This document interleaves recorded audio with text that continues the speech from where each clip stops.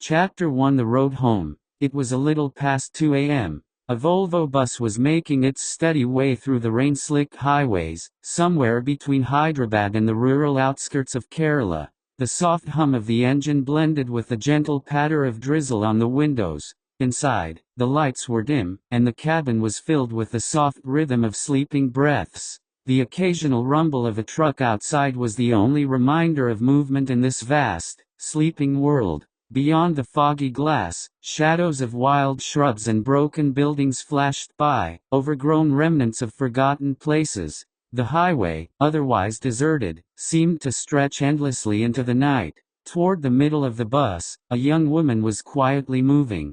Around 21, she had already gathered her things and was organizing her bag with deliberate care. Her face, softly lit by the aisle light, carried a calm determination. Her name was Sajana, but everyone who knew her called her Saji. She worked in IT, lived in a city of constant rush and routine, but her heart often drifted back home, to her village, her childhood, her parents. Whenever the weight of solitude pressed too deeply, or the memory of her mother's voice came unbidden, she'd pack up and vanish from the city, arriving at her family's doorstep without a word of warning. This was one of those visits. A surprise. Like always, though Saji was a Muslim girl, her appearance didn't match what most would expect from that identity. She dressed like any other modern young woman, spoke with confidence, walked with purpose. Her parents, deeply rooted in their faith, had still chosen to raise her with freedom, a rare, beautiful kind of trust.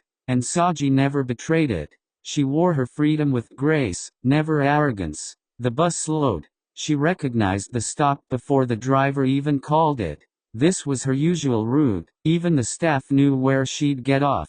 She stepped down into the wet night, her shoes meeting the damp earth with a soft crunch. The rain had thinned to a mist, and the silence around her was almost haunting. But Saji felt no fear. This was her village. These narrow paths, these trees lining the broken roads, they had seen her grow. She walked briskly toward the inner road that led to her home. The streetlights had long since gone dark. Only the pale light of dawn, still tucked behind the clouds, offered any clarity. Then she heard it, a faint rustle behind her. She paused, turned. Nothing but trees and shadows. A broken compound wall. A flickering reflection of something in a puddle. Still, she moved on, a little faster now. A minute later, another sound. This time, a cry, not loud, but eerie, almost inhuman. Saji froze. From the corner of her eye, far ahead, something shifted. She ducked behind a bush, heart hammering,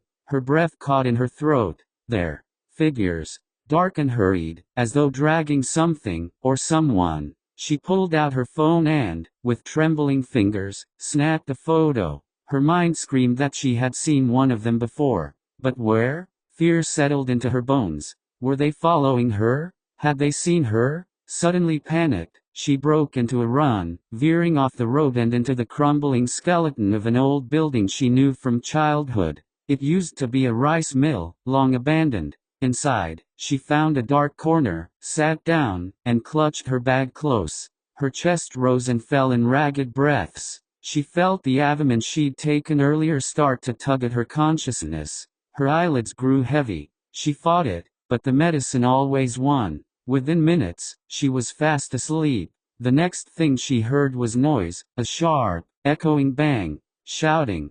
Feet. Saji jolted awake. Daylight streamed through the broken windows, and around her stood people, faces she knew from her childhood. Neighbors. Family, friends. Even the shopkeeper from the corner store. But their eyes weren't welcoming. They were suspicious, angry. One man clenched his fists. Another looked as if he might hit her. Saji stood, confused and frightened. Had she done something wrong? She felt like a criminal, as if she had crossed a line she didn't even know existed. And then it struck her. What did I do? To be continued.